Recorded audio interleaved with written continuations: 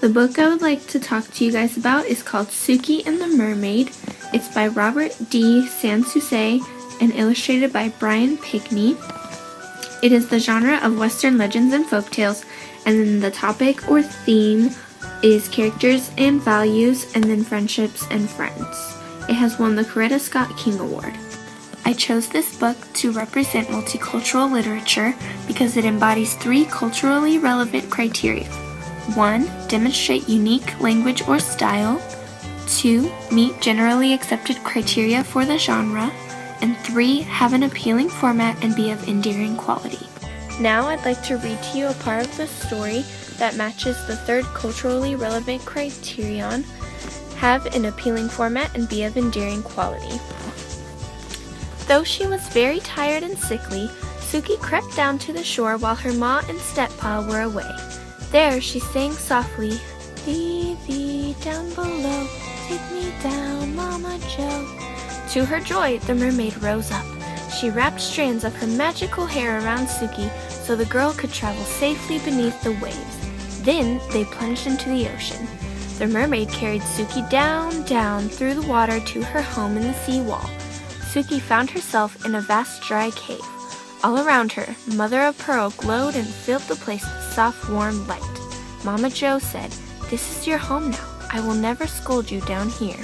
This book has a really interesting illustration style, and I chose this spread by illustrator Brian Pinkney because it really embodies the style he chose.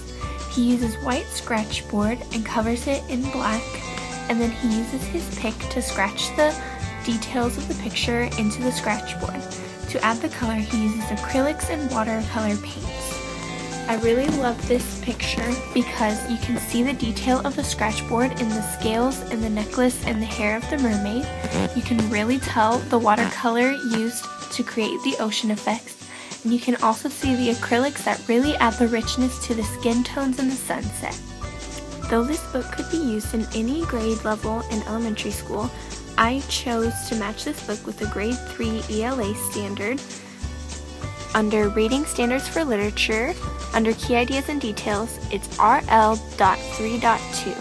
Recount stories, including fables, folktales, and myths from diverse cultures, determines the central message, lesson, or moral, and explain how it is conveyed through key details in the text. To pair with this standard, I used a similar objective that says, by the end of the lesson, students will be able to determine a central theme of a folktale by using key details of the text to support their claims. To conclude, you can add the personal relevancy of this folktale to the students by having students find folktales about their region, or talking about the messages and the family and friendships in the book that relate to their lives. As far as the broader message goes, you can talk about the morals in the story about not stealing and how true happiness and friendships comes from the inside of people. You can also connect this to any other content area. For example, you can do math activities with counting gold or treasures. You can talk about geography by examining the setting of the book. You can learn social studies by studying the people and the lifestyles of the place and the time. You can do art projects about the sea, mermaids, treasures, etc. You can expand with writing their own short folktales or reading more folktales to talk about structure and composition of folktales. You can also expand this to incorporate any other foreign language acquisition by learning new words or vocabulary. Here's a brief APA citation of this book so that you and your friends can find it.